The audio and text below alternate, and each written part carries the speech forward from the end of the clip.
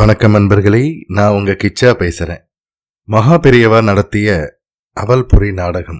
அம்மாவுக்கு தன் குழந்தை அழுக்கான கைகளால் தன் வாய்க்குள் இருந்து ஒழுகும் எச்சிலை பிரட்டி ஏதாவது தின்பண்டத்தை அம்மாவின் வாயில் போடும்போது அவளுக்கு குழந்தையின் கை அழுக்கோ எச்சிலோ எதுவுமே தெரியாது. அதன் அன்பு ஒன்று மட்டுமே தெரியும்.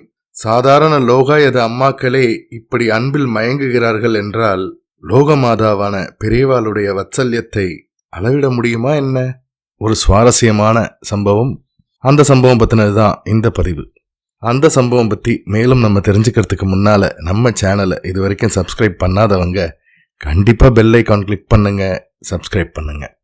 மகா பெரியவாளுடைய அத்தியந்த பரம பக்தர் சுப்பிரமணிய ஐயர் சதா சர்வ காலமும் மகா பெரியவாளுடைய கருணையே எண்ணி எண்ணி உருகுவார். ஒரு முறை அவரோட பொண்ணும் மாப்பிள்ளையும் காஞ்சிபுரம் போய் மகா பெரியவாளை தரிசிக்க கிளம்புனா. ஐயருக்கோ பகவானுக்கு ஏதாவது கொடுத்தனுப்ப ஆசை. தினமும் வீட்டில் பிள்ளையாருக்காக நிவேத்தியம் பண்ணுறதுக்காக அவளும் பொரியும் வச்சிருப்பா. அதை ஒரு பொட்டலமாக கட்டி பொண்ணு மாப்பிள்ளைகிட்ட கொடுத்து மகா பெரியவாளுக்கு சமர்ப்பிச்சிருங்கோ அப்படின்னு சொன்னார்.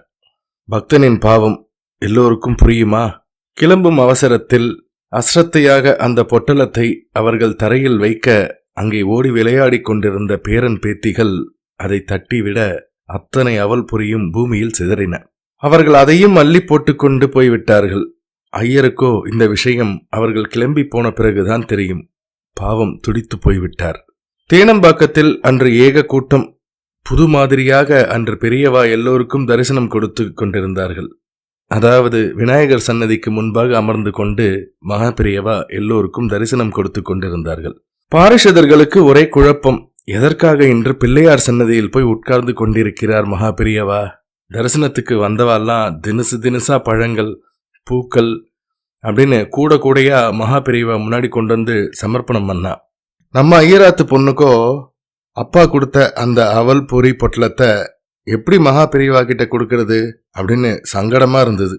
ஏதோ ஒரு கோடியில போய் நின்னுட்டு இருந்தா பொண்ணும் மாப்பிள்ளையும். கிட்ட போறது கூட சாத்தியமா படல அவளுக்கு. அப்போ மகா பெரியவா ரொம்ப அழகா ஒரு விளையாட்டை அரங்கேற்றினார். கைத்தல நிறைக்கனி என்ற திருப்புகழை பற்றி பேச ஆரம்பிச்சுட்டு, இன்னைக்கு பிள்ளையாருக்கு ஏகப்பட்ட பழங்கள் வந்துடுத்து, ஆனா இந்த அவல் பொரி தான் காணோம், யாராவது அவல் பொரி கொண்டு வந்திருக்கேளா அப்படின்னு கேட்டார். தெய்வத்தின் குரல் தேனாக வந்து பாய்ந்தது அந்த ஐயராத்து பெண்ணின் காதில். தர்ம சங்கடத்துல குழம்பின்றிருந்த அந்த ஐயரோட பொண்ணுக்கும் மாப்பிள்ளைக்கும் அவ்வளவுதான். கூட்டத்தை கிழிச்சுண்டு சாதாரண பேப்பர்ல சுற்றி இருந்த அவல் பொரியை எடுத்துட்டு மகா பெரியவா முன்னாடி போய் நின்று சமர்ப்பணம் பண்ணா. சுப்பிரமணிய ஐயர் தான் அன்பை மட்டும் துவைத்து பேப்பர்ல சுற்றி கொடுத்திருந்த அவல் பொரியை தன் திருக்கரங்களால் தொட்டு தன் பக்கம் இழுத்து கொண்டார் மகா பெரியவா. குசேலன் அழுக்கு மேல் வஸ்திரத்தில் முடிந்து வைத்திருந்த அவளை கிருஷ்ணன் கைகளால் அள்ளி அள்ளி உண்ட கருணையை பாகவதத்தில் பலமுறை படித்து மகிழ்ந்திருப்போம். இங்கே மகா பெரியவா நடத்திய அவல்பொரி நாடகம் மூலம் பகவானின் பக்த வத்சல்யத்தையும் அனுபவிப்போம். அம்மாவுக்கு தன் குழந்தை அழுக்கான கைகளால் தன் வாய்க்குள் இருந்து ஒழுகும் எச்சிலை பிரட்டி ஏதாவது தின்பண்டத்தை அம்மாவின் வாயில் போடும்போது அவளுக்கு குழந்தையின் கை அழுக்கோ எச்சிலோ எதுவுமே தெரியாது. அதன் அன்பு ஒன்று மட்டுமே தெரியும்.